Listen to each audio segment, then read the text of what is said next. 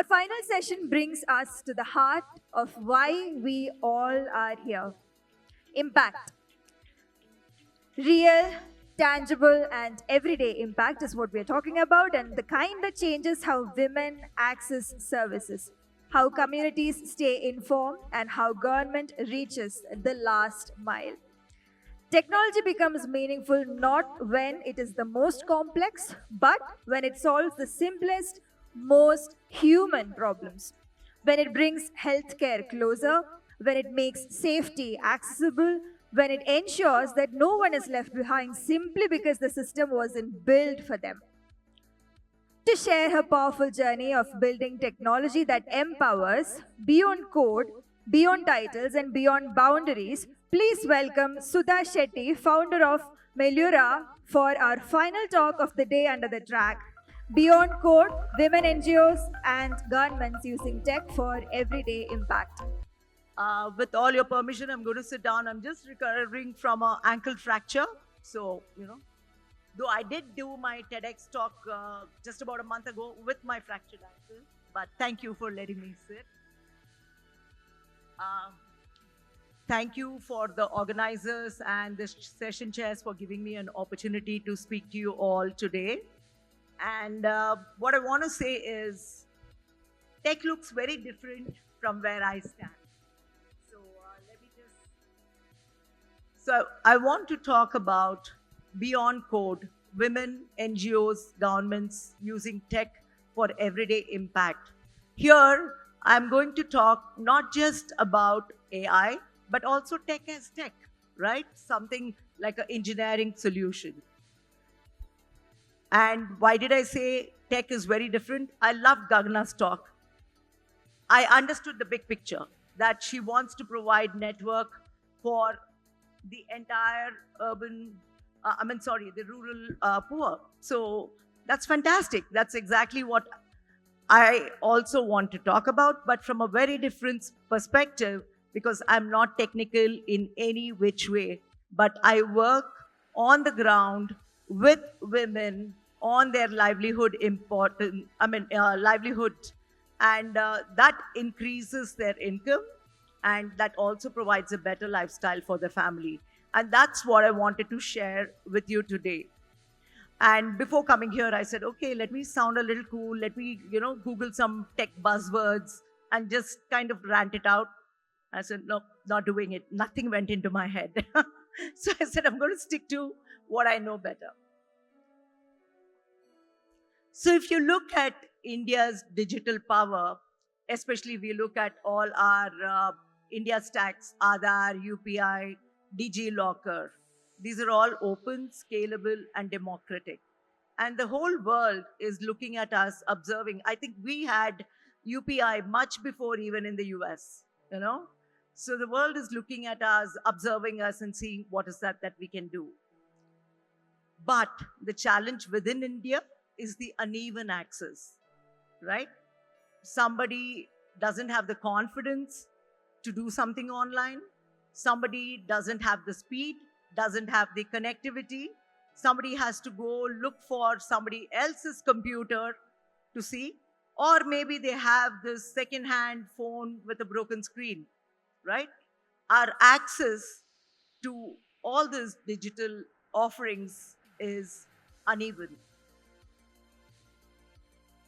But did you know that there are at least 20 states in India where you can get a lot of public services online?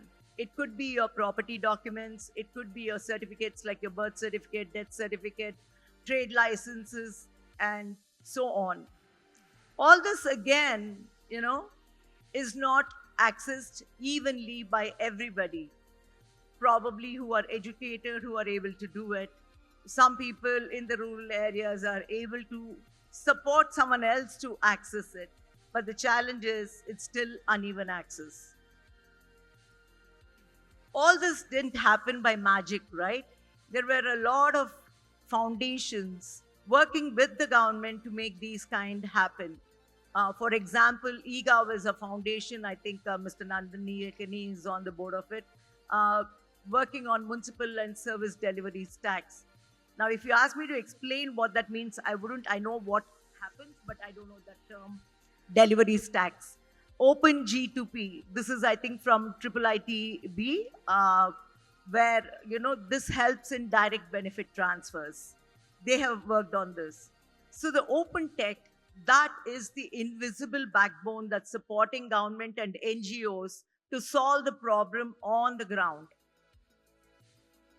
So today, I want to talk about uh, how it looks different on the ground, right? For women who are using it. For most of you in the room, this is dashboards, deadlines, releases, bugs, demo. But for the woman on the ground, it could be her first empowerment, first sense of freedom.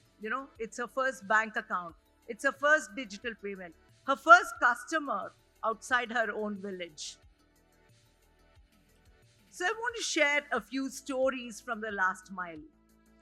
One is an organization called iMerit. I think it's a company that works with rural women, helping them to annotate data that powers global AI systems. Then there is the Seva Federation in Gujarat that has taught women financial and digital literacy. Here, women are able to, using their phones, are able to make decisions.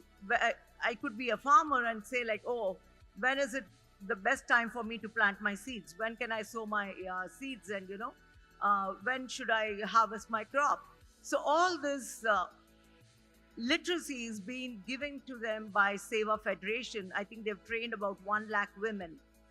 And now one of them remarked saying that earlier my money would come through a middleman. I didn't know what was coming to me at all. Now I can see on my phone how much is in my bank account. And that is empowerment to her, right? And that additional income she could use to send her child to school, provide a better meal, or even find, to pay for tuitions maybe. All this would not have been possible if she didn't know what she was getting and how she could plan her day. There's another organization called Hak Darshak. Sorry, I keep using organization. When I say organization, it's more company. Hak Darshak is also trained about 27,000 Yojana Sakis. These are ladies helping other women to tap into scholarships, insurance, government benefits by using. And there's one more called Digital Nadi, which is also helping these women influencers in the community to act as the person whom the rest of the community come for digital payments, digital banking. And I don't know how many of you watched this movie called Humans in the Loop on Netflix. You have? Right. It's so empowering to see that a tribal woman is given an opportunity to work in the AI, not probably as somebody who's doing all those detailed code, but she's training AI to understand which is the eye, which is the arm, how does the movement happen. I was blown away seeing that, so that I thought was cool, that there are NGOs on the ground, even building the skills of the local women for them to get into the AI sector, where probably they would have thought this happens only when I have a college degree or I live in the city, not sitting in a small little village somewhere in the rural area. And in Raichur, I work with a foundation called Selco Foundation, where we have worked on training women post-COVID in digital marketing. They were able to use their WhatsApp to create their offerings, their traditional crafts, and then find new customers. They even were taught to use YouTube and Pinterest to refer for designs. And there is this company called Niramai, where they partnered with the ASHA workers to do simple thermal scanning using simple AI tools for early detection of breast cancer. How many of us have dreaded that mammographies that we had to go for, right? And here you have this simple tool which accords that woman privacy in her dressing. She doesn't need to disrobe or anything like that. This simple scanner is able to help detect. So there's so many people are solving. There could be social entrepreneurs, there could be small companies, there could be foundations, there could be NGOs. So women in the rural areas are just not users. They are also creators. They are also problem solvers. And they ground the technology in real constraint, right? They know, are they able to afford it? Is there, like, are they able to access it? Language is an issue. But Bashini, I think, covers most of the languages in India. You could use local languages from there. So maybe they're not able to read. Their literacy levels may be very low. So is there something that you can help them to hear over voice, voice recorded? Are they able to access that and then understand what is that they could do? So seeing tech through their eyes can really lead to a better inclusive design. I also said that this is beyond code, right? I want to talk about technology. There's this company called Train Technologies. Have you all heard the name? It used to be earlier Ingersoll Rand. They are a cooling company. They do a lot of work in the cooling space. So there, the company initiated an initiative called Operation Possible.